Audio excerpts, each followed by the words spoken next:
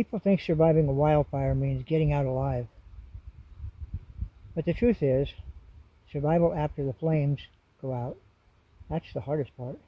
It's not the fire, it's what happens next.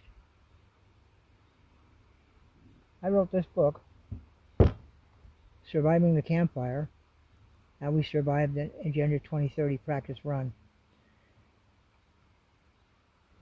because I needed to share my experience with people. After the campfire, we didn't go home. We didn't have homes. We lived in trucks, tents, old campers in the cold. Some of us were lucky enough to find a room to rent. It took us a month to get home. Well, yeah, almost a month. A couple days short. The government gave us the runarounds. Insurance played games with most people. While they went to parties, we ate from donation bins. No one warns you what it feels like to see your town turn to ash. No one talks about the silence, the trauma, the vultures who show up to profit.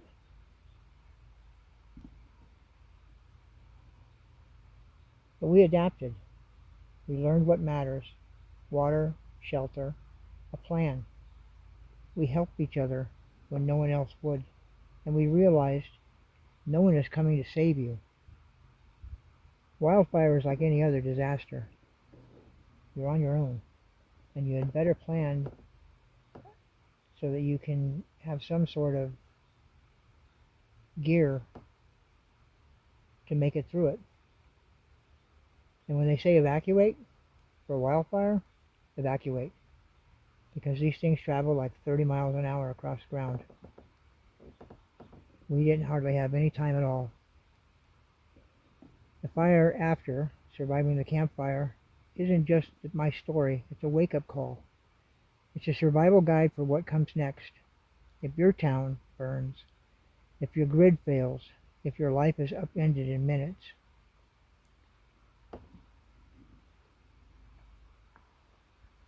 In this book, which is a pretty easy read,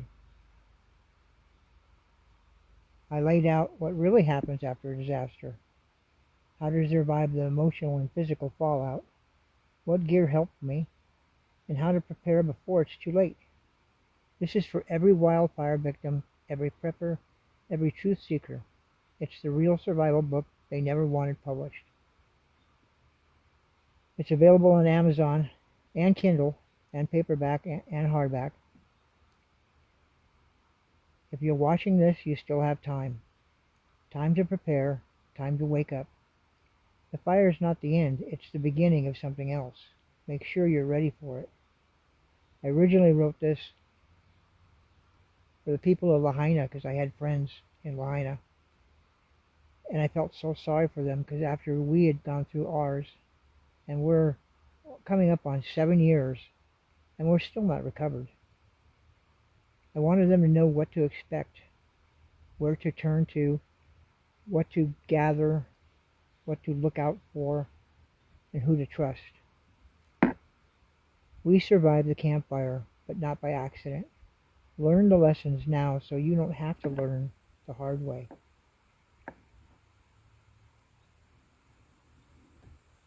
The book's on Amazon. I published it myself, self-published. The link is down below in the description. I suggest everyone read it. In fact, I really wish that they'd make it a textbook that the Red Cross would hand out to everyone after a disaster or a fire. Because, trust me, nobody's prepared and nobody knows what's coming until you've actually been there. And community, let me tell you, community is everything. You will help everyone, and everyone will help you. They'll share information, they'll share locations of free handouts. It's everything. And the more you help other people, the more it takes your mind off your own loss. That's what helped us.